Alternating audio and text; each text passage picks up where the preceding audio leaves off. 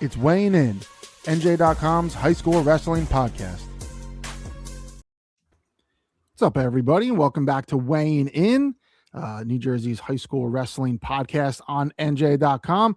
I'm your host, Bob Adders, as always, joined alongside our great NJ.com high school wrestling reporters, Joe Zedalis, Bill Evans, Ryan, Patti, and Jake Aferiat. We're counting down. The team state tournament is almost here. We've less than 2 weeks away from the start of the road to Rutgers to crown team state champions. The cutoff for qualifying for the tournament is this coming weekend, so a lot to talk about in that regard as far as teams making their final push.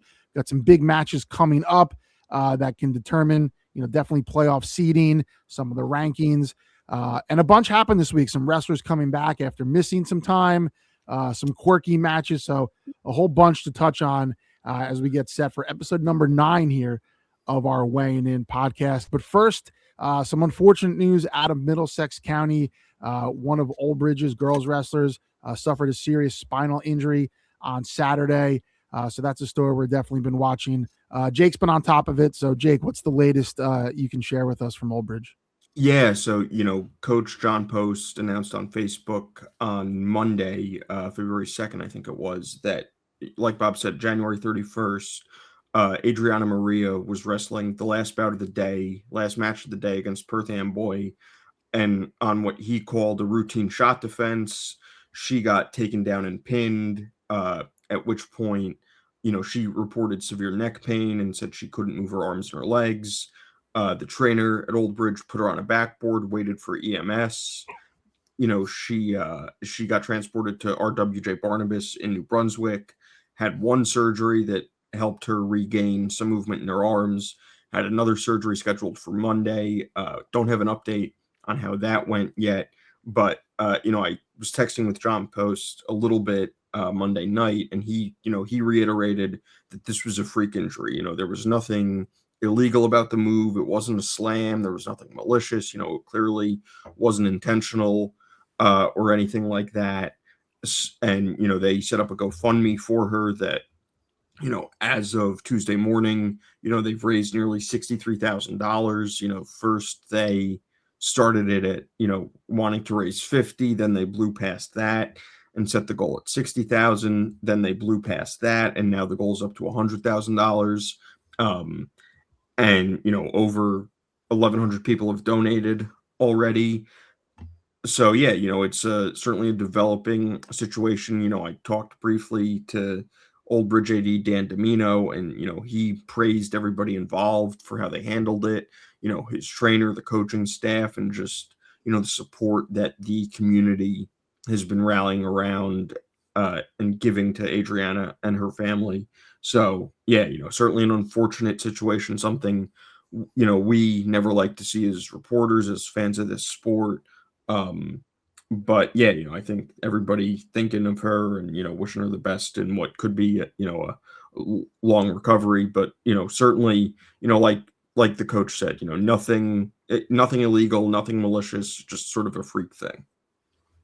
Yeah, and certainly we're all thinking of Adriana and her family, and pulling for the best possible outcome. As Jake mentioned, there's a GoFundMe page to help the family with any medical expenses they may incur. So we'll have updates on NJ.com as those happen, and we'll have a link to that GoFundMe page if anyone would like to donate. So we're thinking of Adriana, and we know the entire wrestling community in New Jersey is as well. The wrestling community really supports and takes care of its own, and we're sure it's going to do the same in this instance. Last week, as we move on to the action, there was a lot going on, and certainly some big time matches between ranked teams and teams starting to really show their true colors in the sense of we're at that point in the season now in February. Teams are kind of what they are. Guys are starting to slot into their weights. Anyone who's injured is starting to make their way back into the lineup. So we're kind of seeing teams fully formed, or as much as they're going to be right now. So one of the big ones last week was the top 10 battle, the number 1 and number 2 teams in the Shore Conference when Christian Brothers hosted Southern Regional. And that was a match we thought could be a good one. We felt like CBA was the favorite going in, but there was definitely some interesting matchups that, if it went Southern's way, could make that interesting match. That didn't happen. It was all CBA from the jump, 56-9. Talk about an emphatic win for the Colts.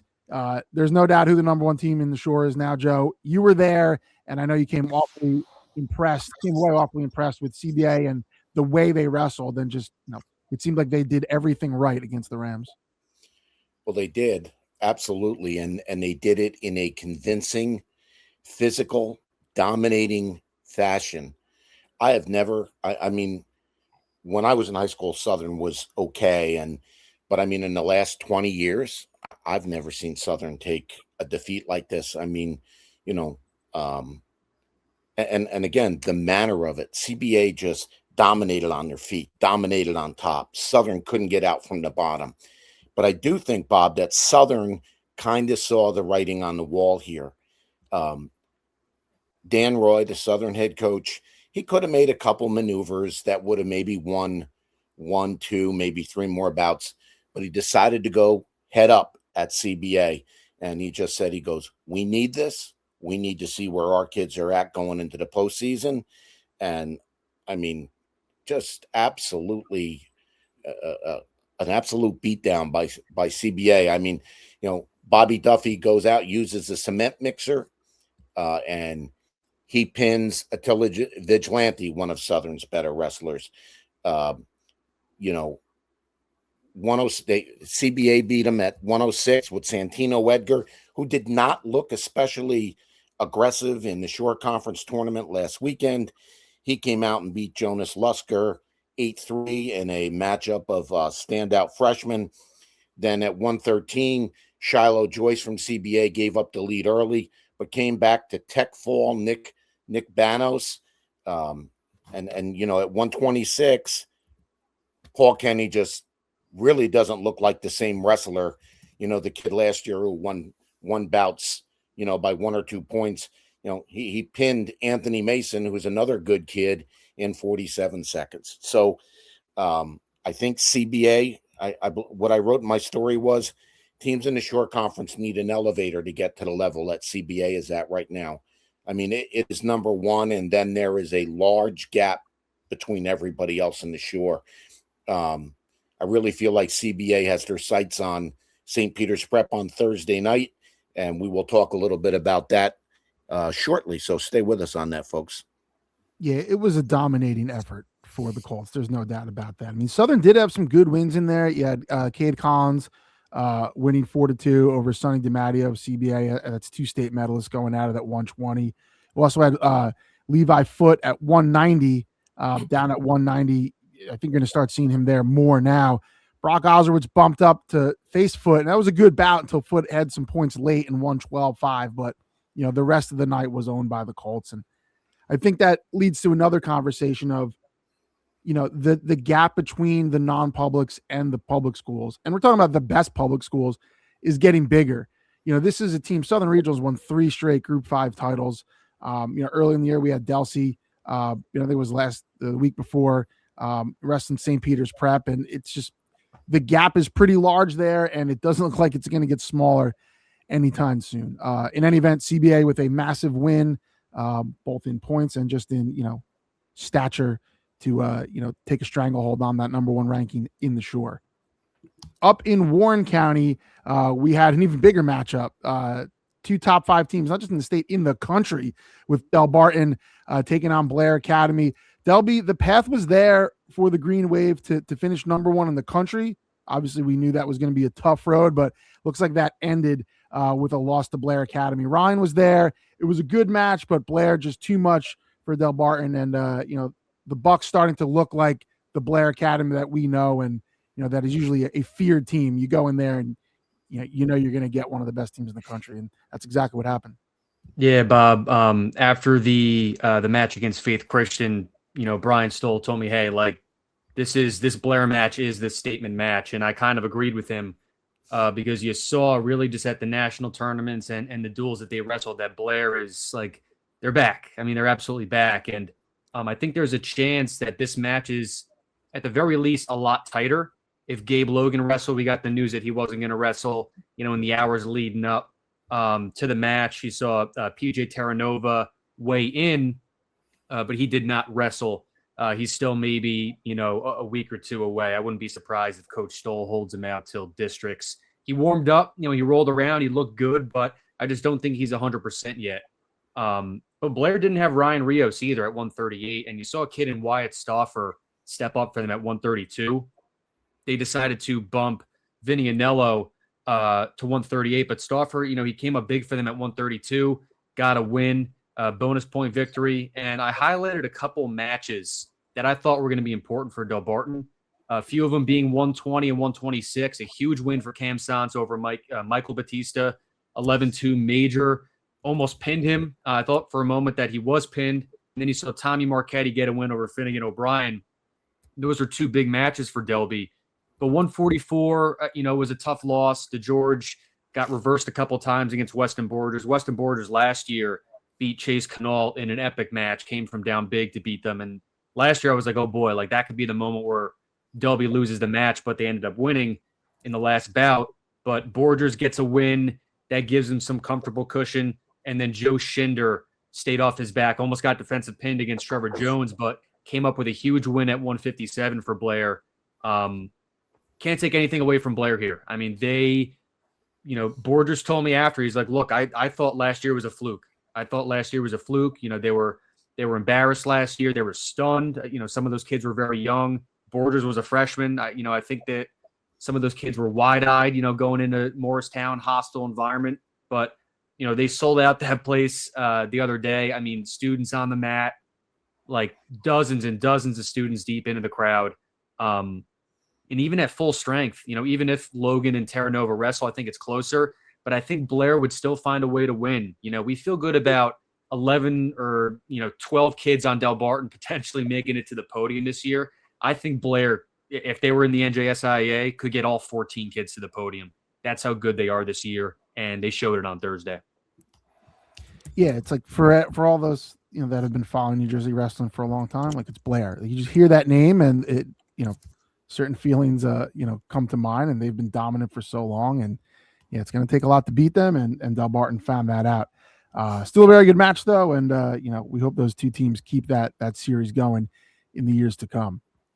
A few South Jersey teams continue to put up some impressive results, and one team, Bill, that was had some guys out of the lineup early in the year and are finally back healthy and wrestling really well is St. Augustine, Bill.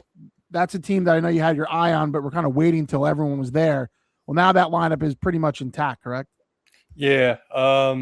It's they still have a couple holes, but I mean, basically everybody's in their spot, and they can put a full lineup out there, every match. Earlier in the year at the Catholic Duels, they lost a couple matches to teams that they normally wouldn't have lost to because they were out 4 or 5 starters.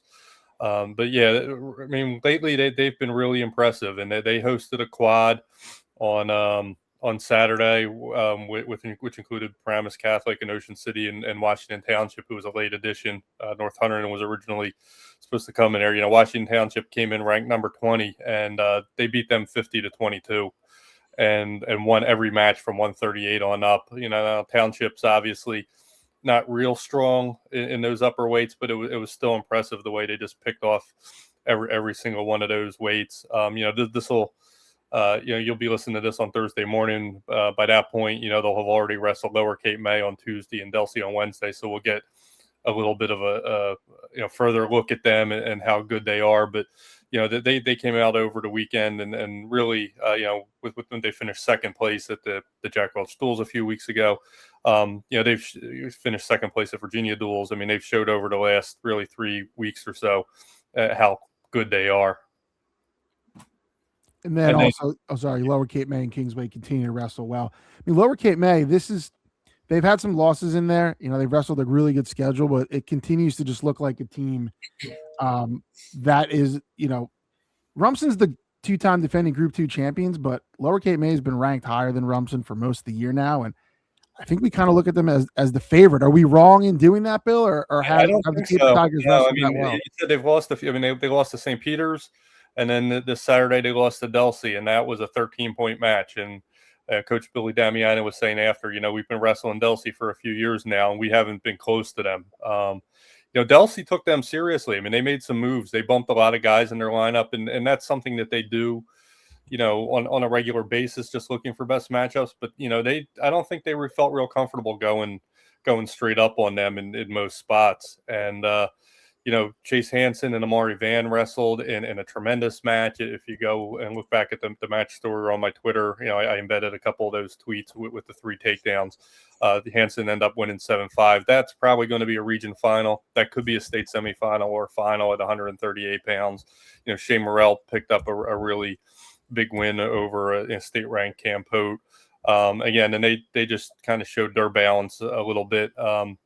Just hanging into that match with Delsea. I mean, Delsea looked good for sure, and they're definitely still the favorite in Group 3. But I kind of came away even more impressed with Lower Cape May. I think every match that they go out there and wrestle, they're showing a team that can win the state title, and they believe it too. That's something else. After the match, talking to a couple of their kids, they said, well, we're not losing again. We're winning the rest of our matches, and we're winning the state title. And I think they believe they can beat Rumson, and I believe it as well. And I think you mentioned Kingsway. I don't know if they're a state champion this year. Obviously Group 5, you still have Southern and Howell, who are both in their section. But boy, do they look good, and if they come a long way. You're talking about a team that's 18-4 that had a losing record last year, a kind of a rare down season for them after 7 straight years in the top 20. It came out over the weekend and beat Seneca 51-14. That was only Seneca's loss. They beat Delran 47-18. That was only Delran's 4th loss. Beat a 15-6 Audubon team 56-19. Dominated, basically throughout the lineup. But the freshmen are really developing. Down low, they have their lower 4 weights are all freshmen. Joel Alfonso, Evan Vallejo, Griff Preziosi, we've talked a lot about. But Landon Powley's at 126 is really coming on, is kind of becoming kind of the 4th horseman down there. And they have a 5th freshman in Matthew Miranda at 157 who might be the most impressive out of all of them. So this is a team definitely on the rise, and they're really accelerating that timetable. And that's the perfect segue into our next segment. We'll get into some of the PowerPoint standings and where we are now, just a few days away from the cutoff. And Kingsway right now, wrestling great, as Bill mentioned, 18-4 with some impressive wins. Kingsway is the number 1 seed in South Jersey Group 5 at the moment. Now, a lot can change from now until the cutoff. Southern and Howell both have, some matches coming up, more matches than Kingsway. But if those seeds were to hold, we could have Kingsway number 1, Southern and Howell 2 and 3, which you could have the 2 highest ranked teams in Group 5. 2 teams, I would say, the consensus is that they're the 2 best teams in Group 5, Southern and Howell, could potentially meet in a sectional semifinal match, which would be criminal if you ask me, but that could happen. So, guys, South Jersey 5 is looking pretty wide open, right now in terms of how the seeds are going to shake out. And then you also have Washington Township in there, another quality team, which is looking like it's going to probably be locked into the 4 seed. But, this is as interesting as any of the brackets just because you have these 2 juggernauts that couldn't end up meeting way before they really should. Yeah, I mean, this is, if Kingsway hadn't blown that match against Washington Township a few weeks ago, that they really had no right losing. They might have, I don't want to say have this in hand, but they would definitely be in the driver's seat to get that number 1 seed. I'm sure Kingsway would like nothing better than finish with that top seed and wrestle Washington Township again and get another crack at them. And obviously that would, move them off of Southern or Howell, and then they would even get to host that championship game. But as you said, Kingsway only has 1 match this week. It's against a pretty decent Group 5 Lenape team. So if they win that kind of handily, get some points for that. But obviously Southern wrestles Delsea on Saturday. Southern has a few other duels this week, as does Hal. I think there's more opportunities for them to jump up, and they are so close that it wouldn't surprise me if both those teams jumped Kingsway by the end of the week. But it was certainly a little eye-opening on Sunday when you kind of looked at the PowerPoints after a big weekend and saw Kingsway jump all the way to number 1. And Joe, the fact that Southern and Howell in the same section is something we've talked about a bunch, where you don't want the 2 best teams in a group meeting before the final, if you can help, at least before the group semifinals. But that not only could that happen, it could be even earlier. I don't get it. Howell should be in Central Jersey, but that's not going to change. Bob. I know there's a formula with all this stuff, but it boggles the mind a little.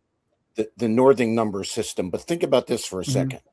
You're talking about 2 of the 3 highest ranked public schools in New Jersey meeting in a semifinal when that should be the Group 5 final.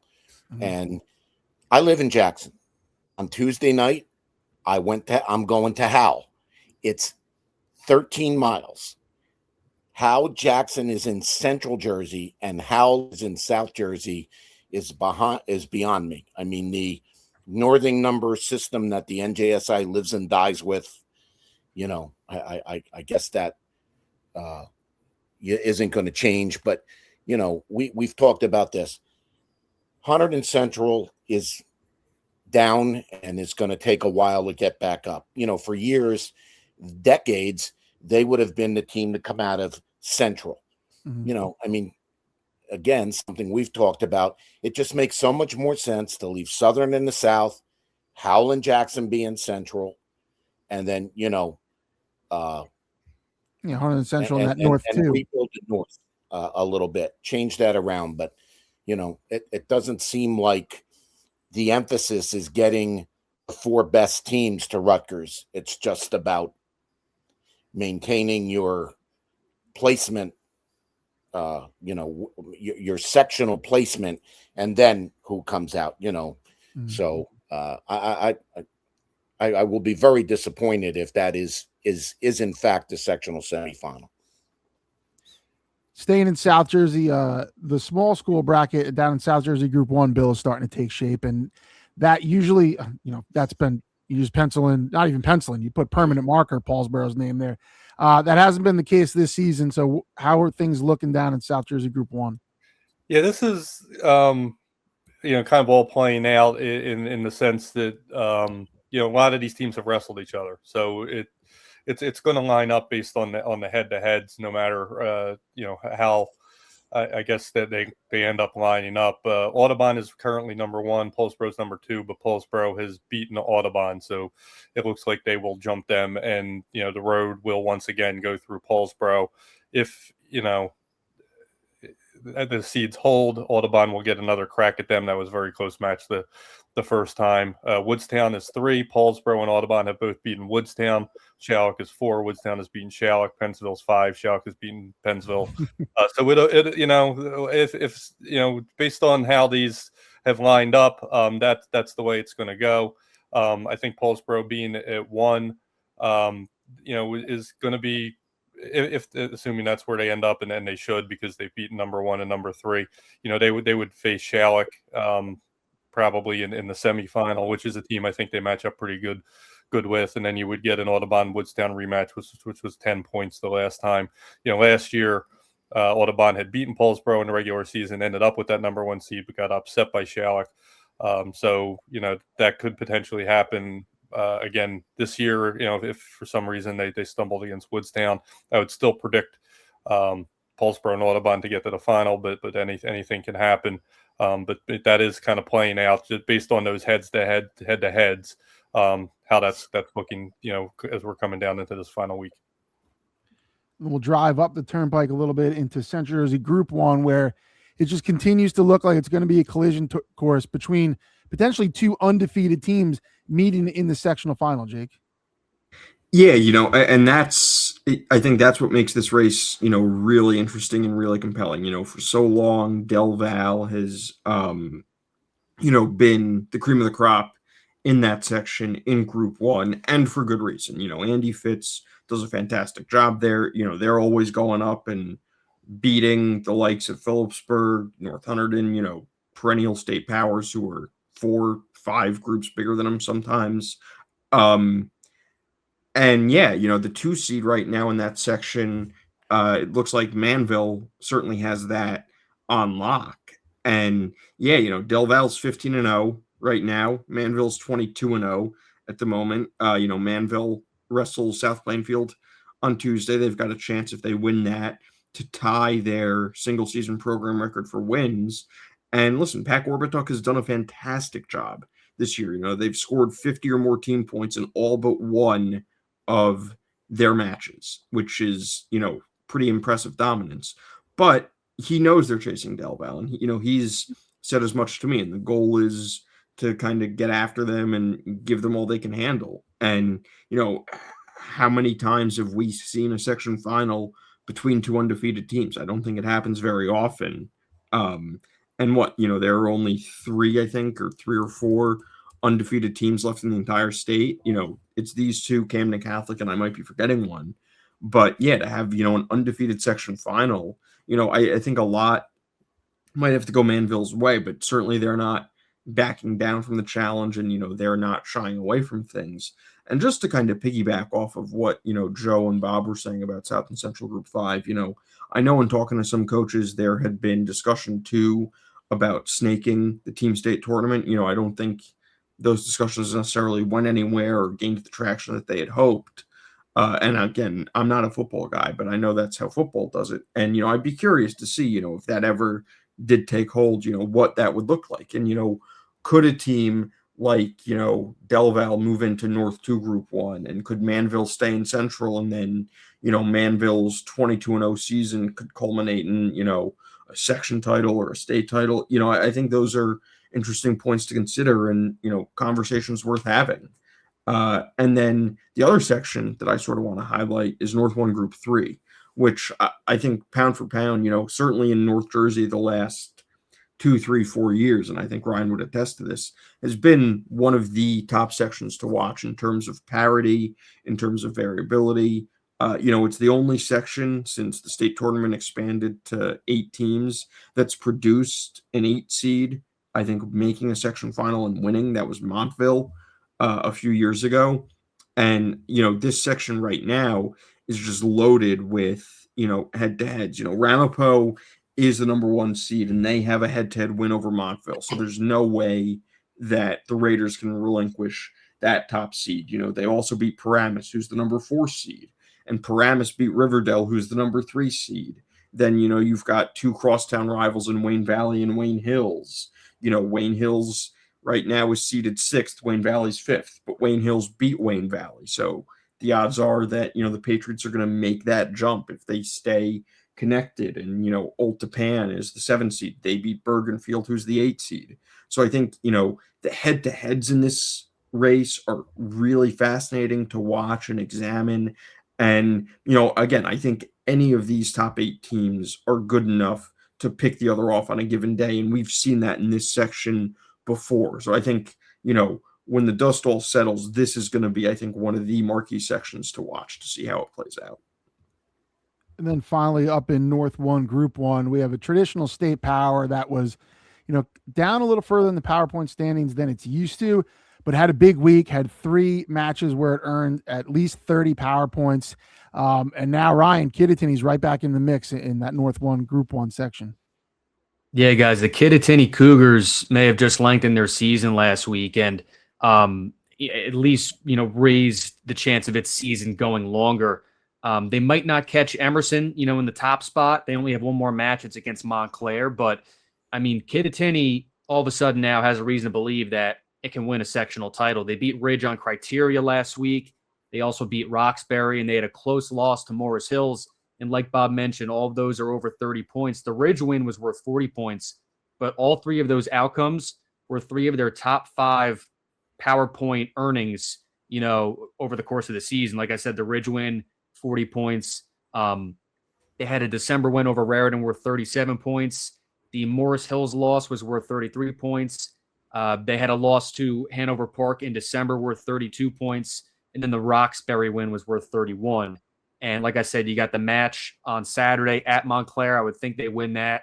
Then you go into the cutoff a day later, and you're probably in a situation where you're hosting the first 2 matches of the postseason. Pompton Lakes is right now in the 3rd spot. They would be a tough semifinals opponent. And you wonder, the Cardinals wrestle Indian Hills, who's real good, and then Manchester Regional's hovering around 500. Could this be, enough to get Pompton Lakes over Kittatinny? Maybe. Oh, also Kittatinny wrestles Nutley. It's kind of even there. Maybe Nutley's a slight favorite, but regardless, I think a close loss to Nutley, it might be worth, even more than the Morris Hills loss or the win over Roxbury. And obviously the Hanover Park loss too, that's worth 32 points. So, Kittatinny is all of a sudden finding itself in a spot where it's rising up the power points, but also, like I said, the biggest thing is belief. I mean, you beat Ridge on criteria, granted it's criteria, but you win a match like that when really every match Kittatinny's wrestled this year against the top team hasn't gone their way. They actually just cracked our NJAC rankings last week. So, I mean, look, all of a sudden the Cougars, they're right in it. And the public school tournament, the cutoff is through Saturday's matches. That will be seeded on Monday. Those seeds will be out and official. The non-public brackets, those will be seeded by a committee. So we'll wait to see what those look like when the committee releases those. We'll also have our predictions for how we believe that should be seeded on NJ.com. So make sure you take a look out for that as well. Last week, in addition to the results we spoke about, there was some interesting results, some oddities, if you could say. I always marvel how much wrestling has meaningful paperwork in it, whether it's, weigh-in sheets, descent plans, and the scorebook itself. And teams need a quality scorekeeper with good penmanship who knows the rules. And that certainly came into play in a wild match between Mountain Lakes and the co-op between Lenape Valley and the Pakong. So, guys, take it away here. I mean, when you're going down past, the 5th, 6th criteria, it starts to get a little murky, and you never know how that's going to play out when you're counting up some random points there. Well, that went much deeper than they normally do. Normally it's decided by, most pins or most bouts won. A lot of these things would be settled if New Jersey ever went back to an odd number of bouts. So it couldn't end in a tie. But, you go down the list and, the team that's won the greater number of matches, the team that's accumulated the greater number of falls, defaults, forfeits, and disqualifications, the team giving up the least number of forfeits, the team having the greater number of tech falls. And then you get down and you get to letter I. The team having the greater number total match points of first points scored shall be the winner. Now, they changed this criteria recently. It used to be they would just count the number of bouts a school scored the first points in. Now they total up those first points, which is how Mountain Lakes won the match against Lenape Valley, again, by a single point. So, you talked about the scorekeeper, Georgiana Bavacqua, had as big a win as any of the Mountain Lakes wrestlers out there. All it takes is one little mistake, one wrong thing erased, and, the referee comes over, looks at it, and says, that's it, tie's broken. But, when I asked the Mountain Lakes coach about that, he goes, I wasn't at all worried about that. He goes, she's got ice water in her veins. So that was pretty cool. Yeah, and the score, that was a cool quote from head coach Stanzione. It's also, like you said, keeping that book up, accurate is important. I think a lot of times that happens is in, where you can maybe make a mistake there is if you get a quick pin. I know we all keep score too. Like I've been guilty of that. It comes down, gets a quick takedown into a pin. Sometimes you forget to jot that takedown down, and, that could certainly mess things up. So great job keeping that scorebook in order, and the Lakers get a huge win there. In the short conference, Colts Neck was the beneficiary of not one, but two matches where penalty points ended up deciding things. First, it was a win over Middletown South where, during the match, the Eagles were, deducted a team point. One of the wrestlers had their straps down before they left the match, which is a rule. That's a penalty point. And then later in the week against Ocean Township, Ocean was deducted a team point. One of its wrestlers threw its headgear. After all 14 bouts, the match was tied. And what's the first tie-breaking criteria? Penalty points. So, wrestling certainly a game of inches, and 1 point matters a lot. And, Joe, when those came across, and I think Jake, I know you pointed out one of those box score stuff as well. Hey, we went into investigative mode, but that's a heck of a way to win a match and a pretty brutal way to lose a match for either of those two teams. Well, when you get into things like that, what was funny is the Colts Neck Middletown South match was last Wednesday.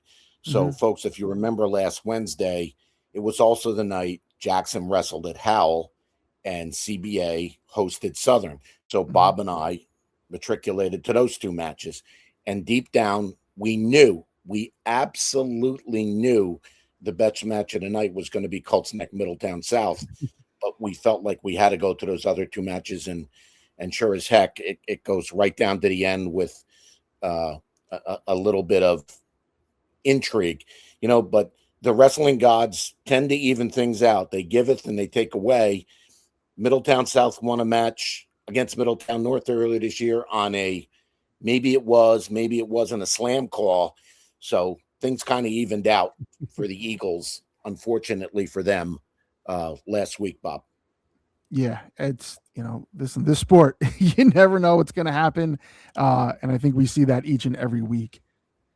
Moving on to our individual rankings this week and the updates, there were not many changes, really. Only 5 weight classes we had changes in. A lot of guys holding, their spots. There also was some teams that just really, frankly, didn't wrestle a lot. So you had one bout maybe each. The big news, though, was multiple wrestlers returning. And we're talking about, state place winners and wrestlers of that nature. And that is led, of course, by the return of state champion Jojo Burke, a big boost for the St. Joseph's regional lineup, Brian. Yeah, I mean, huge. We've been waiting on it. The original timeline was going to be 3 weeks. Obviously, he suffered the broken hand at Powerade. The timeline was 3 weeks. They decided to stretch it out to 4 weeks. He could have potentially wrestled against Bergen 2 Saturdays ago. They held him out. He obviously didn't wrestle a couple days earlier on Wednesday against Paramus Catholic, but it turns out they didn't need him. They won both matches, not by a lot, but they won both. That's what they needed to do. Win's a win. And he's back, and he slots into number 2 at 120 in our rankings, right behind Cam Sance, who, I was thinking about it coming into the Blair match. I'm like, all right, like if Cam Sance beats Michael Batista, he probably deserves to be number 1. Obviously, Cam and Jojo have not wrestled. Cam is a 2-time state champion, so that factors in. Obviously, Burke's only a sophomore, so he hasn't wrestled 2 state finals yet. But yeah, I mean, it's interesting debate, but we decided to put Burke at 2 and Sance at 1. But regardless, Burke's back, and it's great to see one of the best wrestlers in the state back. We also had Laudan Henry from St. Peter's return at 144.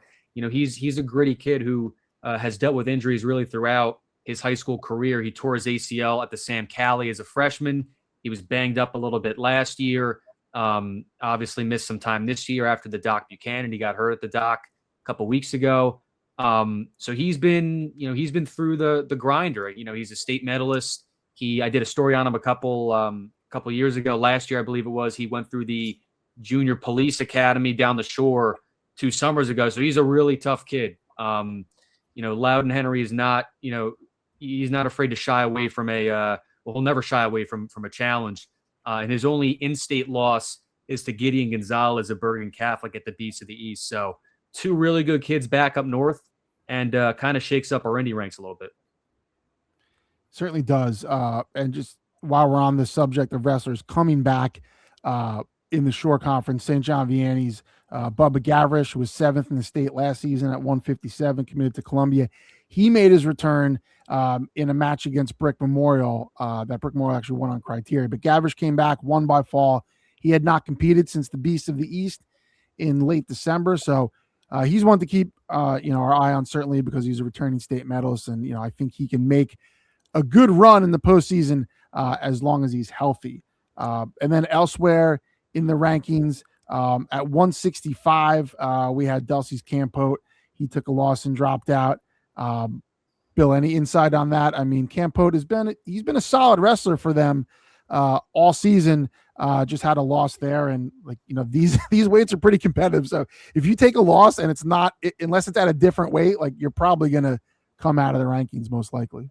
Yeah, he was bumping up a weight, and a lot of times we'll excuse that a little bit, especially if you're bumping up against a ranked kid. He ended up losing to Shane Morrell pretty handily, and Morrell was an unranked wrestler, so we decided to take him out. I did, Pote had been wrestling really well. I did talk to Coach Kurt DeWoody after the match, and he kind of said that, you know, the last couple of days before that try, he said he hadn't been putting a lot of good things into his body, and it was a 9 o'clock start that morning, so he weighed in and didn't eat or didn't drink, and then he got out there and started cramping up. And then after that match, you know, they got some electrolytes in him, they got some food in him, and he came back out for the second half of the try and looked a lot better. So, you know, proper nutrition, maybe he doesn't take that loss, but good to learn the lesson now than maybe, you know, down at Regions or at States. And then 106 pounds just continues to be unpredictable and volatile. As Joe mentioned, when we were talking about the CBA Southern match, Santino Edgar of CBA, an 8-3 win over Southern freshman Jonas Lusker. So Santino Edgar up to 5. Again, a lot of movement at this weight class. You could give me all 8 of these guys and probably 2 or 3 more that could win a state title, and I'd believe it. It's super wide open. One of the few remaining undefeated wrestlers in the state is still at 106, and Middletown North's Thomas Blute is 27-0 at the time of this recording. So right now he's the favorite, but that's a loose favorite, and that's taking nothing away from Blute because he's wrestled incredibly well. I just think that weight is just so deep, and you don't know what's going to happen there. So every week we have another result that makes us change those rankings, and I wouldn't be surprised if that happens all the way through to the end of the season. One other change we had was at 126, a wrestler who's had an awesome season and has picked up a bunch of key wins, but it's dog eat dog in a lot of these weights. So we have to make a change at 126 after a loss, Jake. Yeah, you know, Reed Busby, who, you know, was arguably, you know, one of North Hunterdon's, you know, they have a bunch of kids down low who were among the state's best, you know, whether it's obviously Caden Wadle, who moved up to 2 at 106 this week.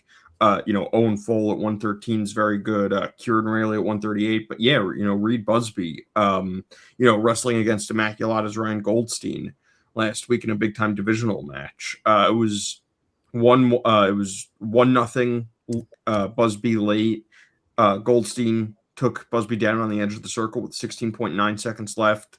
And, you know, Busby was a state qualifier last year, made a pretty deep run in Atlantic City.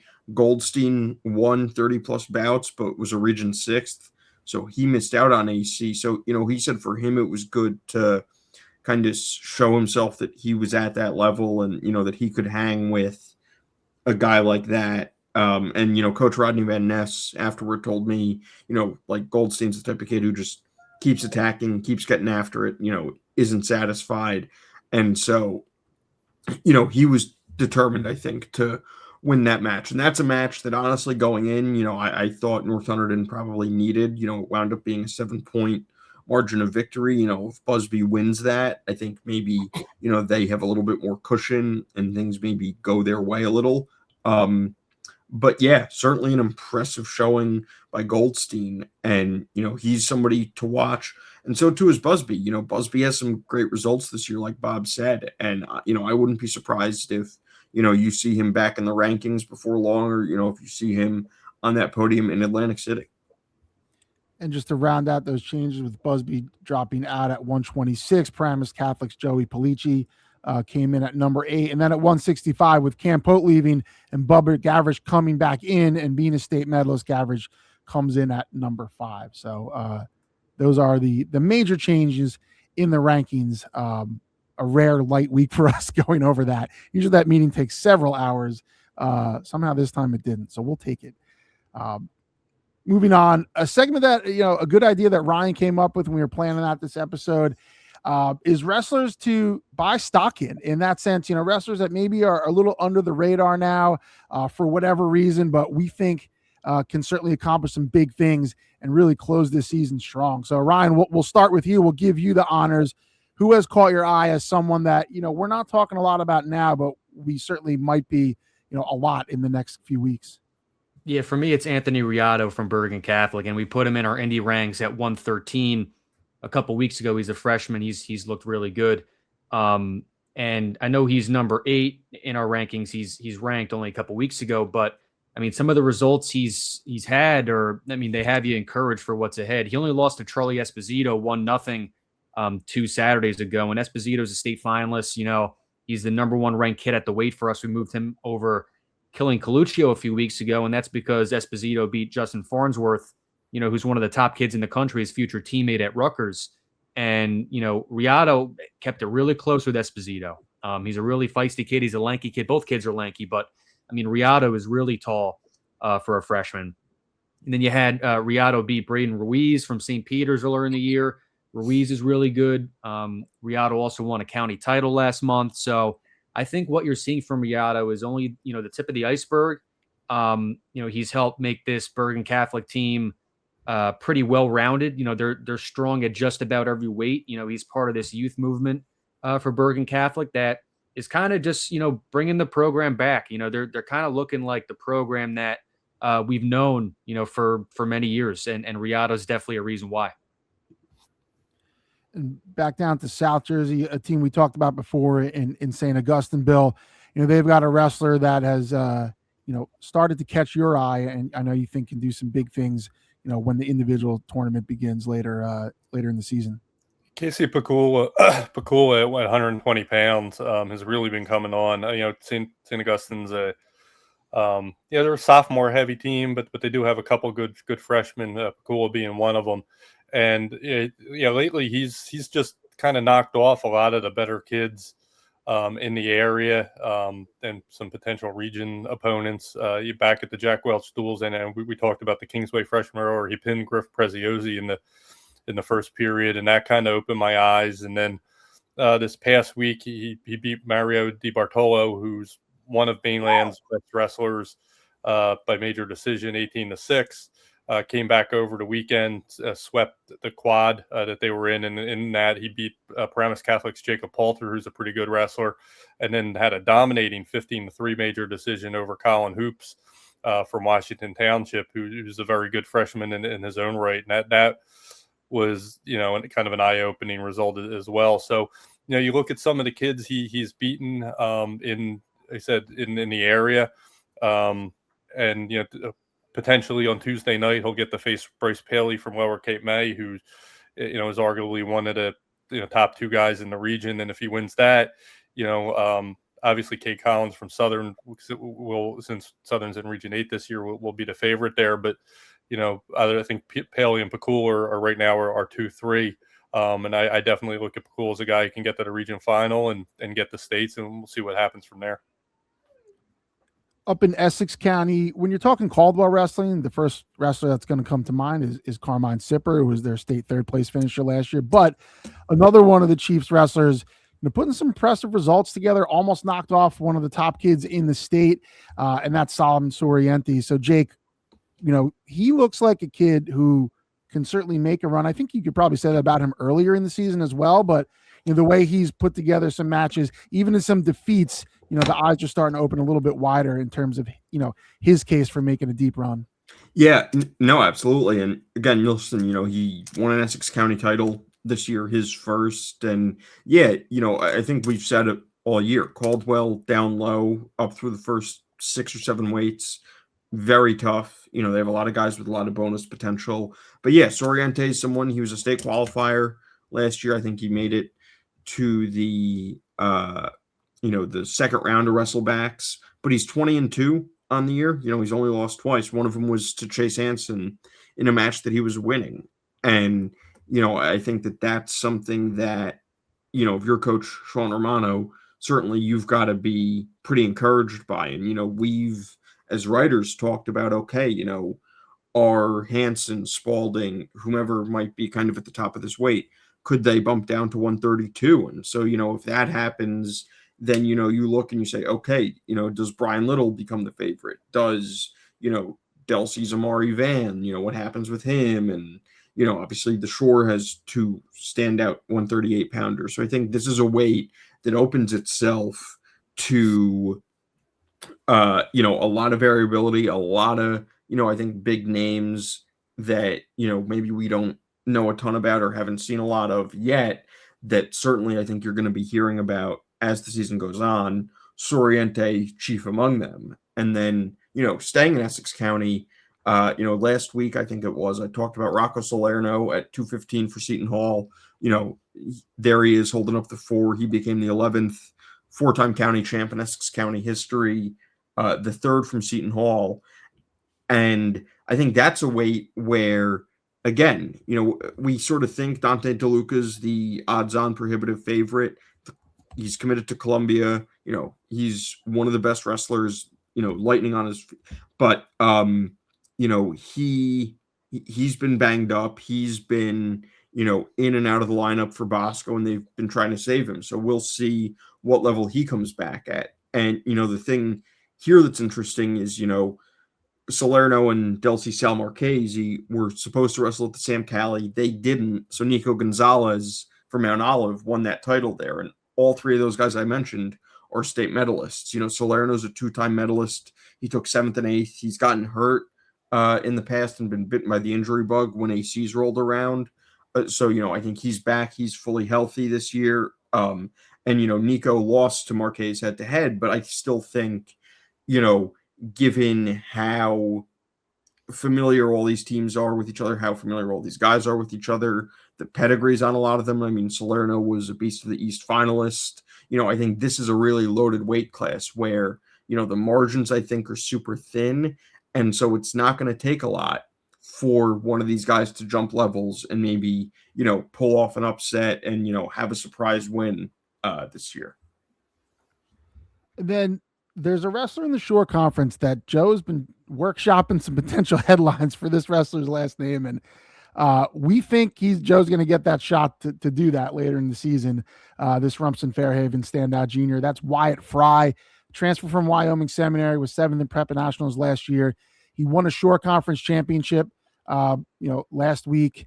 And at 157, it's not, I wouldn't say the way it's wide open, but that looks like a place that he can make some noise. And it seems like he's settling in and wrestling much better as the season goes on, Joe.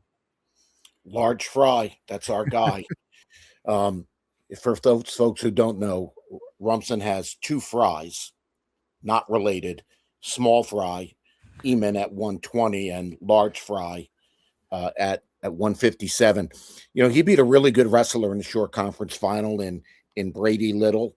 And, and he's a different kind of wrestler. He wrestles right after Sonny Amato, who, is a ball of fire out there and wrestles 100 miles an hour. And after the match, he talks 100 miles an hour. But here you have the quiet man. You have Fry, who just is smooth and not flashy. And all of a sudden you look up the scoreboard and you're losing by 6, 7, 8 points. He's not ranked yet, but any of those guys in our top 8 loses, I'm going to be pushing for this kid to get in. He's been to Prep Nationals. I think he's going to make a really nice run into the postseason. And him and Amato, that's a really fine 1-2 combination. Now, we think Rumson's going to really be challenged to win a 3rd Group 2 title. They certainly will still be a favorite with these 2 kids wrestling back to back, Bob. I completely agree. He's been really good for them all season. And I think we're going to see some big things from Wyatt Fry as we get into the individual postseason. And as you mentioned, with Rumson trying to win a 3rd straight Group 2 title in Lower Cape May, hot on the Bulldogs' heels, if not arguably the favorite right now, as we talked about earlier, they're going to need Fry to come up big in some dual meets. And then a wrestler I want to mention real quick, I mentioned before, is Bubba Gavrish. I mean, he's not really under the radar as returning state medalist, but he's been out for over a month. St. John Vianney's not having the year that they had, the last couple. They're not a state title contender. So I think he's a wrestler people could forget about a little bit, and all of a sudden you look up and Gavrish is right there, contending, for another state medal and, potentially trying to get to a state final and win a state championship. So if Bubba Gavrish is healthy, I just like the way he wrestles too. He's tough. He's hard-nosed. He wrestles all 6 minutes. He's tough to score on. He doesn't give up. He's really good at getting in and out of precarious positions and somehow coming away with points. So he's one that I'm certainly keeping an eye on for there. That's a good one, Ryan. Nickname for Wyatt Fry, the Golden Arches. I like that. I'm putting that out there. Oh, man, too good. All right, we'll look ahead to this week because we do have some big matches that we know are on the schedule. We're monitoring team schedules because with PowerPoints being at such a premium, teams trying to get in before the Saturday cutoff and before the points close Sunday at noon. There could be some teams picking up matches on Saturday. You wouldn't be surprised to see a team joining a quad and whatnot. So we'll keep an eye on that. matches that we know are happening, two massive ones. We're going to have number 3 Christian Brothers visiting number 2 St. Peter's Prep, going up to Jersey City. That's a match that, we thought we could see at the Catholic school duels. We didn't, but we knew these teams had each other on the schedule. That's one we've been circling for. And that probably will determine the number 2 seed for the non-public tournament. Not a guarantee because it's seeded by a committee. I think that's what's going to happen. And if it does, that's big because you avoid Delbarton to the final. Not that that road is easy with all the other teams there, but in any event, a huge match coming up in Jersey City, Ryan. Yeah, you mentioned that with the non-public A seeding. The loser might get Bergen Catholic in the or Primus Catholic in the 6th place match, or the 6th place, whoever the 6th seed is between Bergen and Primus. I guess it would be Primus because they lost to them. But no one's happier than Colleen McGuire with this. I mean, you're finally getting a situation where we have them 2 versus 3 in our top 20, where there's been so many years where we're like, they're not gonna wrestle. We're not gonna get to see them wrestle. Who's 2, who's 3, we don't know. But finally we get to see these 2 teams wrestle, the 2 of the 3 best teams in the state. And the big question is St. Peter's going to be at full strength or not? Laudan Henry's back now, but they were missing a few other kids the past couple matches at Pine Barren, and then at home against St. Joe's Metuchen. You had Robbie Rodriguez. He's been in and out of the lineup at 120. Christian Ramirez has been in and out as well. And then obviously Josh Paparo at 165. I know none of these kids are dealing with long-term injuries, but I just don't know the timeline on when they're going to be back. So we'll see if they're back or not. But, the interesting thing here is that we're going to get potentially some ranked matchups. We could see Henry versus Duffy at 144. We could see Christian Ramirez against Paul Kenny at 126. Verdi against Ozerowitz at 175.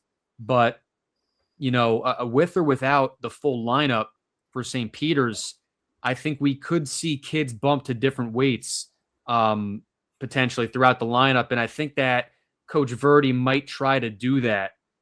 Whether it's at 126, you start the bumping up with Johnny Barron. You can put Johnny Barron in. He's a kid who gives St. Peter's depth in the lower weights. Then you have a kid like Enzo Triola who has stepped in at 57, 65. There's a lot of things they could do there with him. Even 50, I think he can get down to. So there's a lot of versatility that St. Peter's has. But regardless, I mean, this is the moment, like I said, where we're finally going to get to see, the teams behind Delbarton fully wrestle each other, with the exception of Camden Catholic. I'm going to be there on Thursday. I'm looking forward to it. St. Peter's always gets a hostile crowd there. That gym is always packed. But Bob and Joe, I mean, I have a little bit of concern for St. Peter's up top. Tyler Palumbo for Christian Brothers is a big scorer for them at 215. I'm not sure how St. Peter's can save bonus there, maybe a point or two. But, Bob and Joe, what do you make of this matchup? What do you think the key for CBA is? To me, I think it's getting bonus where you're supposed to and also winning some of those toss-ups. If we do get some of those ranked matches, I would think CBA would have to win 2 or 3 of those. I agree. And I think you mentioned St. Peter's potentially, bumping its lineup.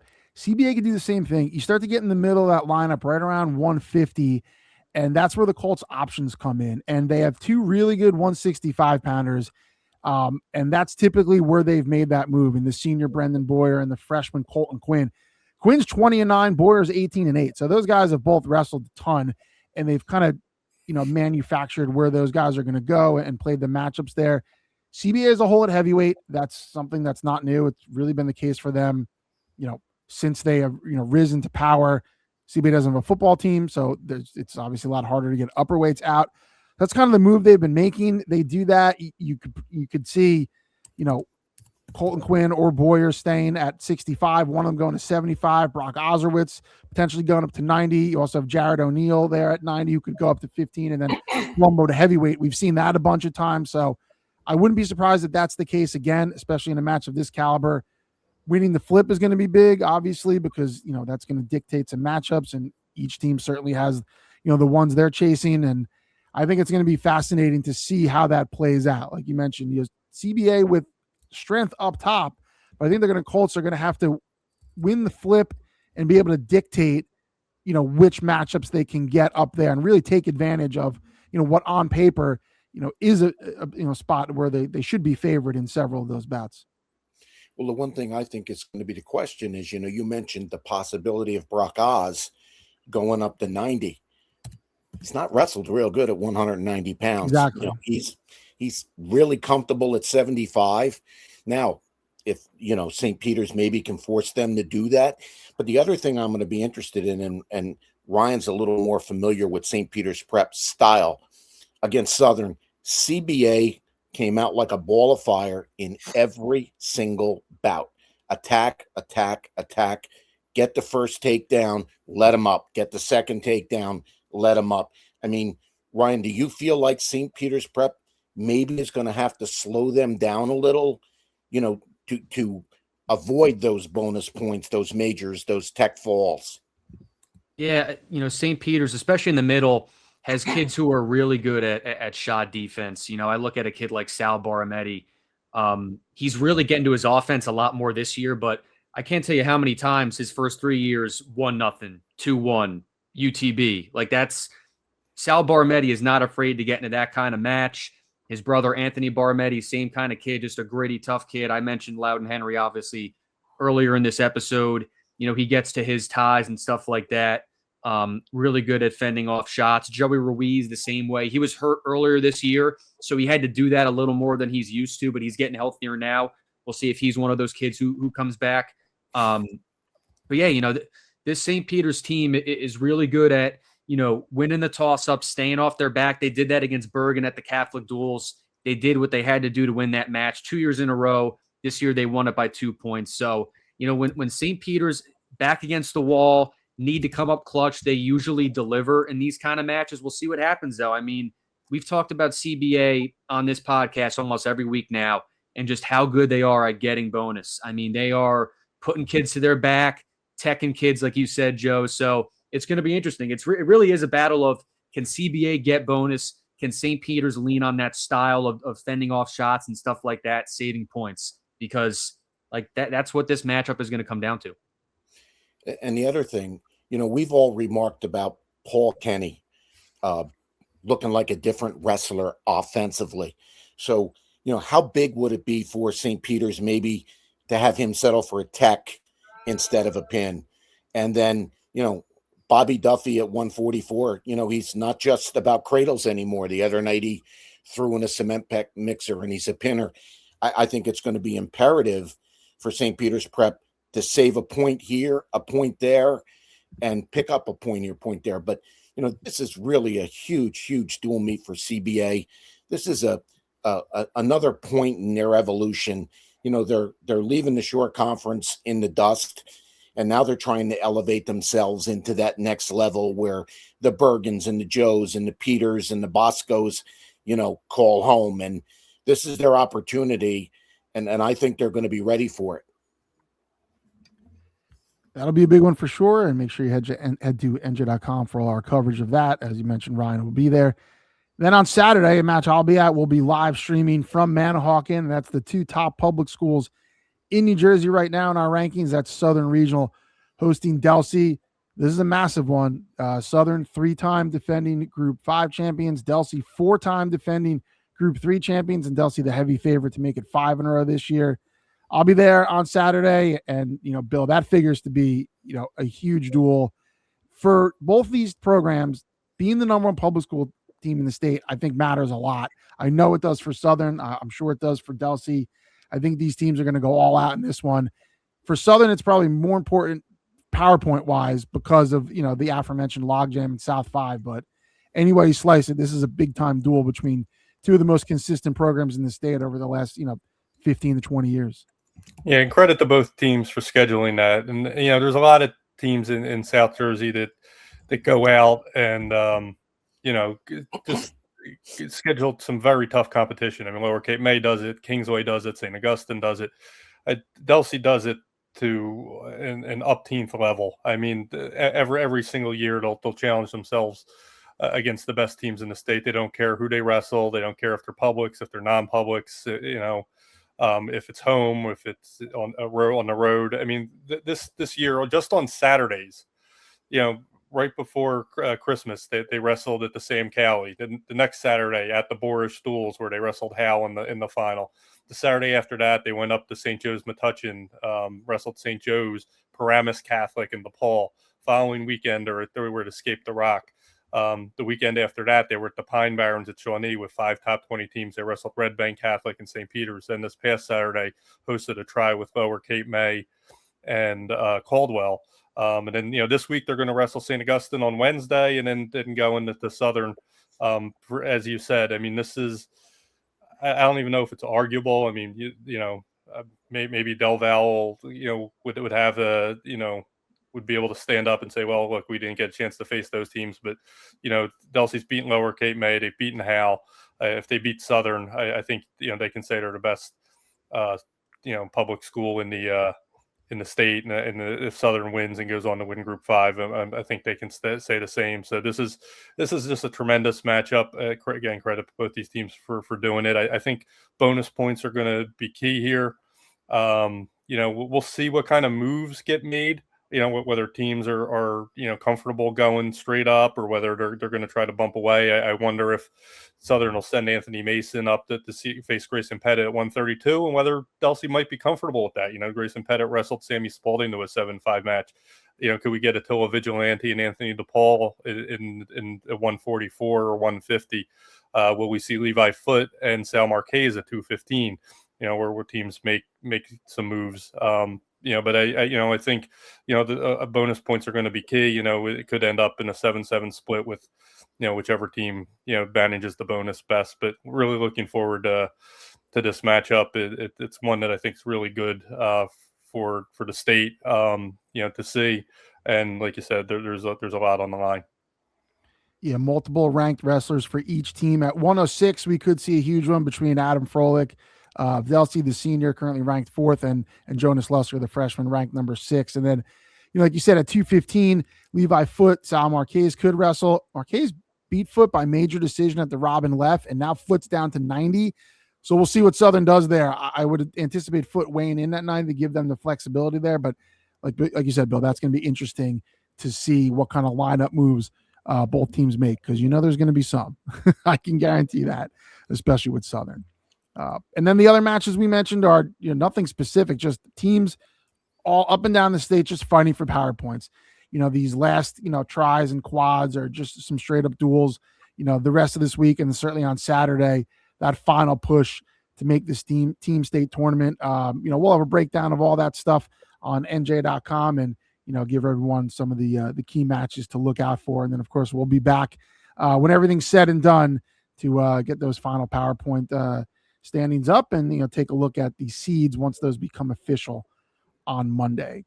That's going to wrap it up for us. Do you want to point everyone to the website? We had a great conversation with the great Frankie Edgar. Joe and I did, and that episode's up now on NJ.com. So make sure you check that out. Frankie was great. Some really awesome stories from his MMA career, and just talking about New Jersey high school wrestling. In totality. His son Santino, is obviously a standout at CBA. His older son Francesco wrestles for Tom Zervries. So Frankie's got some good insight as a former wrestler. At Tom Zervries, a 2-time state medalist, wrestled collegiately and was very good as well. And everything he did, throughout his Hall of Fame career in the UFC. So make sure you check that out. And certainly we thank Frankie for taking the time out of his day to join us. That's going to do it for episode 9 of the Weighing In podcast. Thank you everyone for tuning in once again. And for our reporters, Joe Zedalis, Bill Evans, Ryan Patti, and Jake Aferiat, I'm Bob Adders. Thanks again, and we'll see you next week on NJ.com.